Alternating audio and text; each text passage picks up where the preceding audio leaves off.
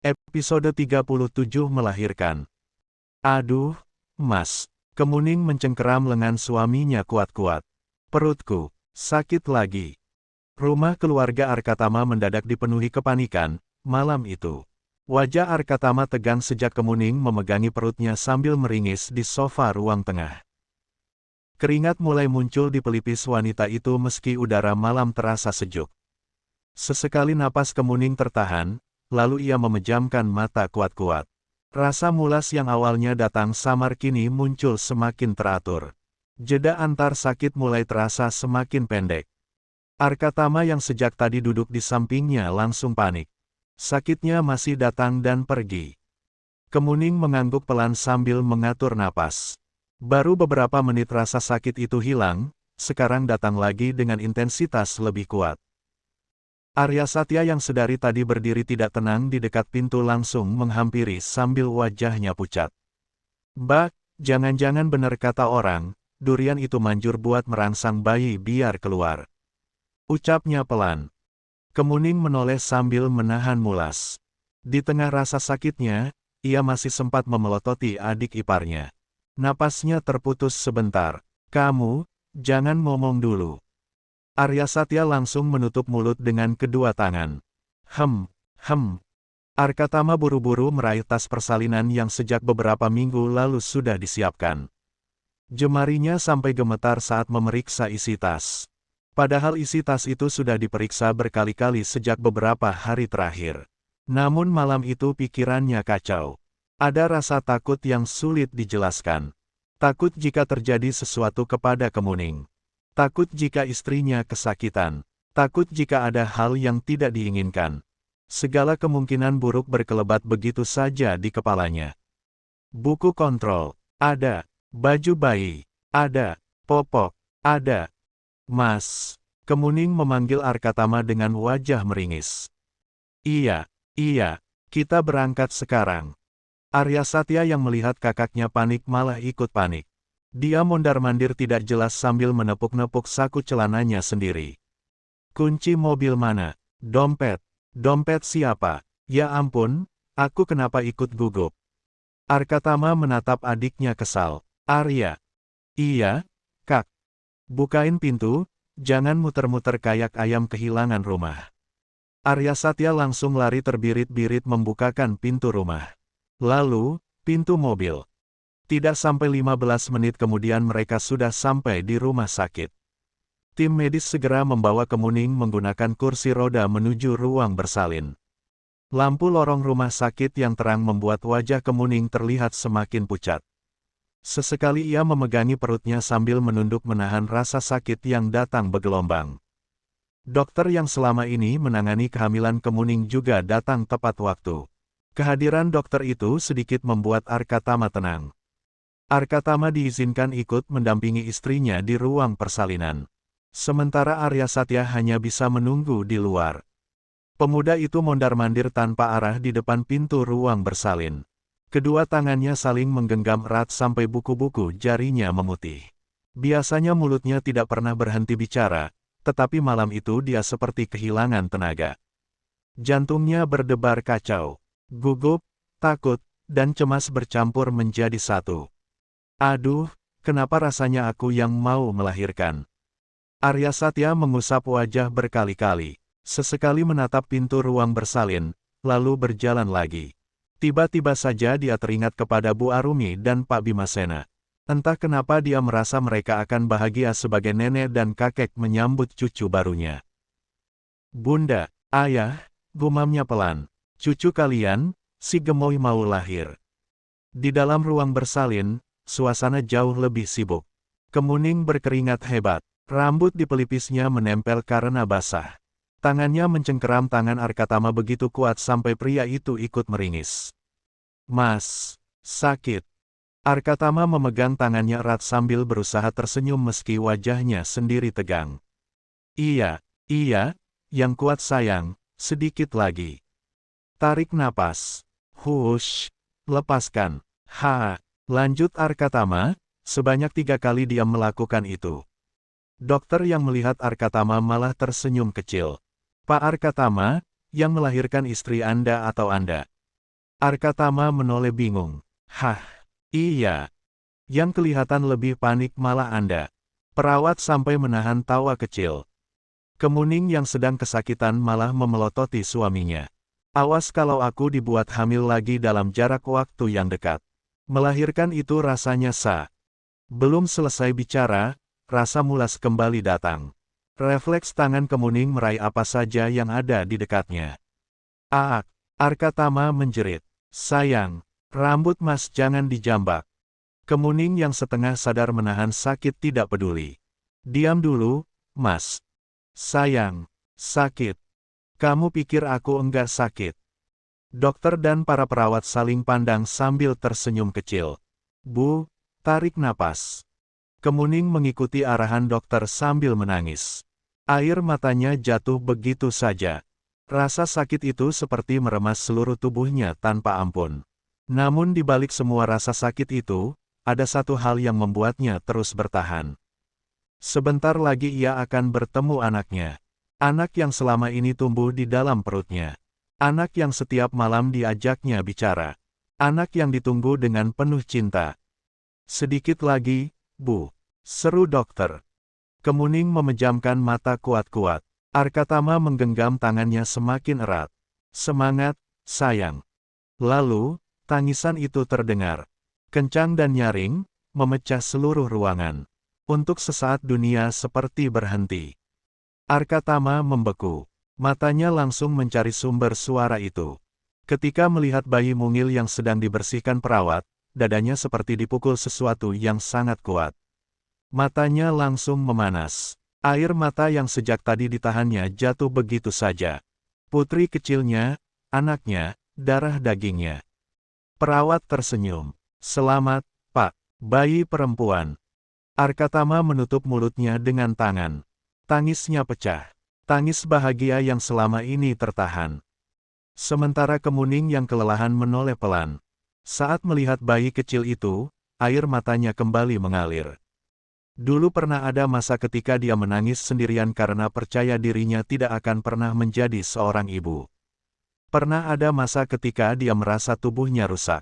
Merasa dirinya tidak sempurna. Semua karena pengkhianatan yang pernah dilakukan Aditya kepadanya.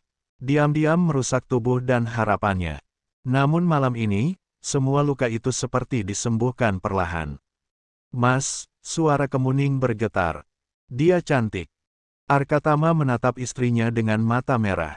Lalu mengecup kening Kemuning lama. Terima kasih, sayang. Dengan tangan yang sedikit gemetar, Arkatama pertama kali menggendong putrinya. Tubuh bayi itu kecil dan hangat. Jari-jarinya mungil. Wajahnya tenang. Arkatama menatap putrinya sangat lama seolah takut momen itu berlalu begitu cepat. Tumbuhlah jadi anak yang baik.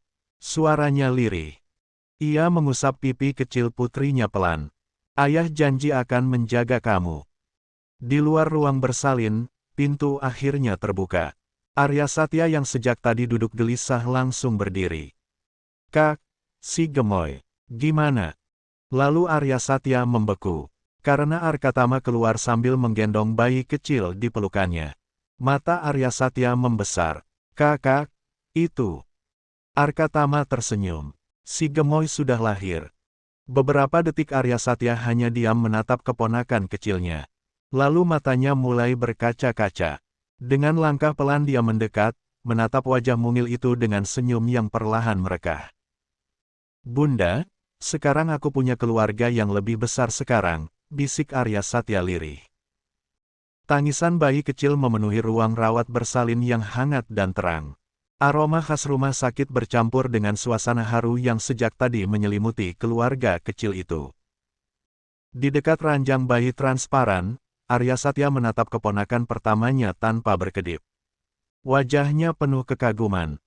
Si gemoy lucu sekali, Kak. Serunya gemas. Bibirnya mungil, pipinya kayak bakpao. Arkatama yang sedang berdiri di samping langsung menoleh cepat dengan wajah tidak terima. Enak aja pipi anakku dibilang kayak bakpao. Arya Satya tertawa. Ya, emang bulat banget. Arkatama mendekat lalu menatap wajah bayi mungil di dalam gendongannya dengan mata penuh cinta. Ini bukan bakpao, katanya serius.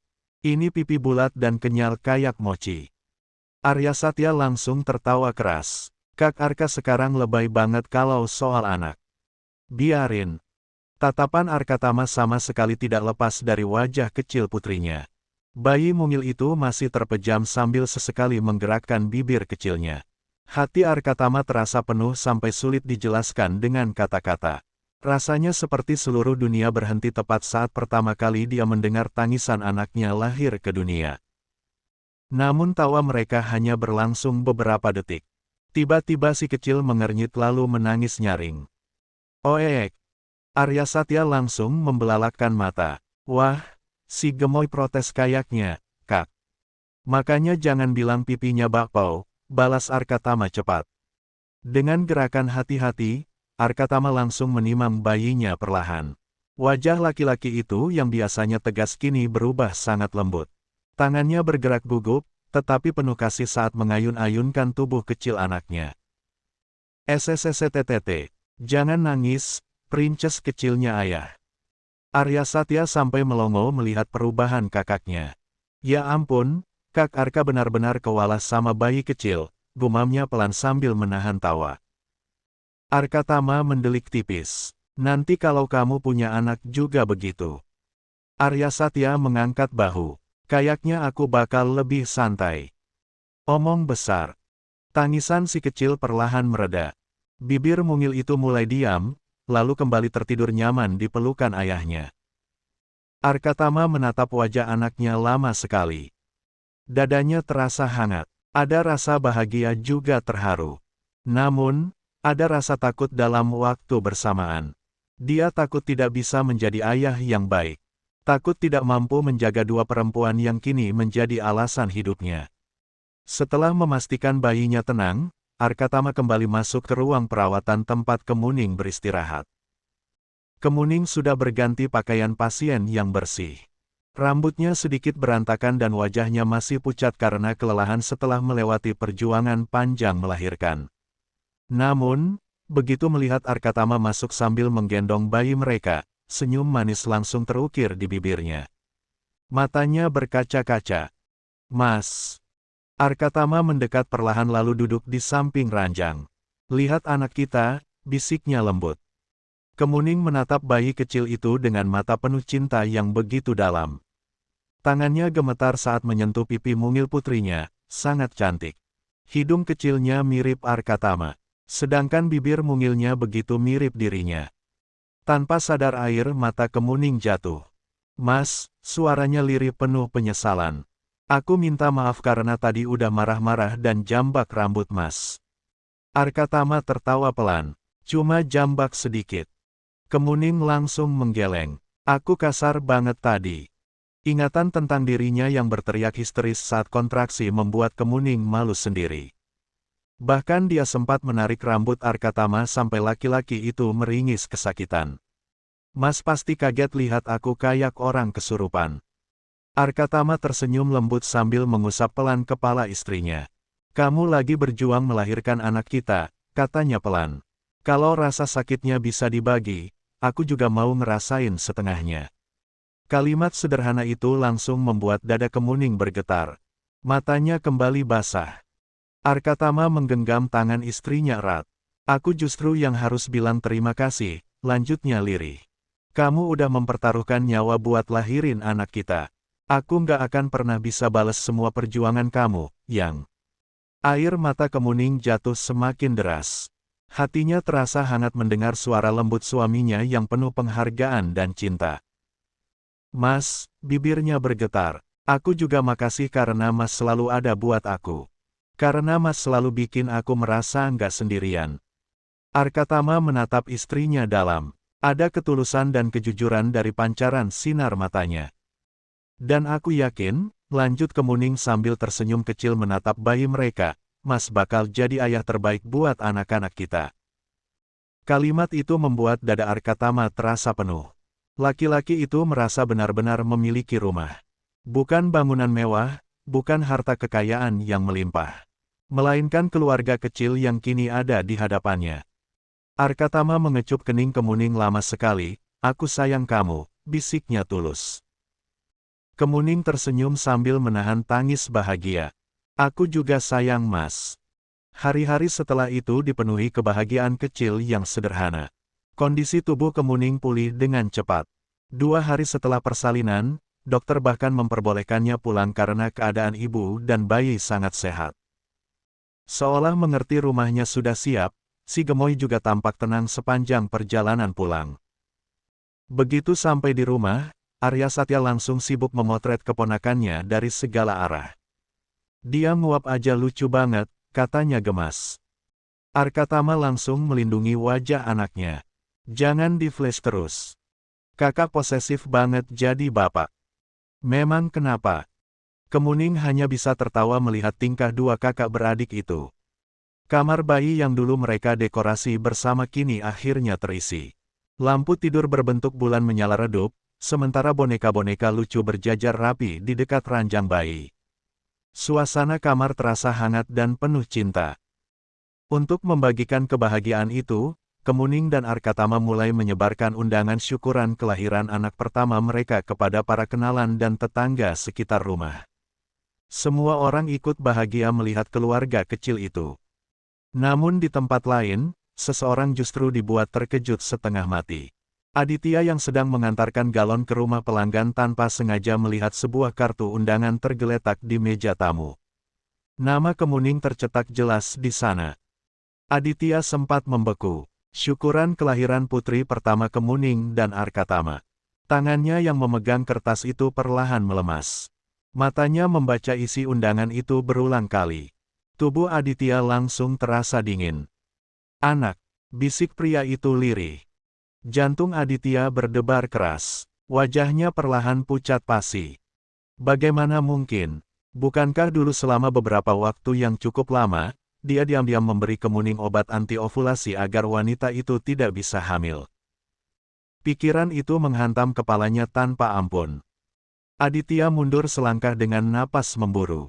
Rasa bersalah yang selama ini ia kubur rapat mulai muncul ke permukaan dan mencekik dadanya dengan kuat. Bersambung.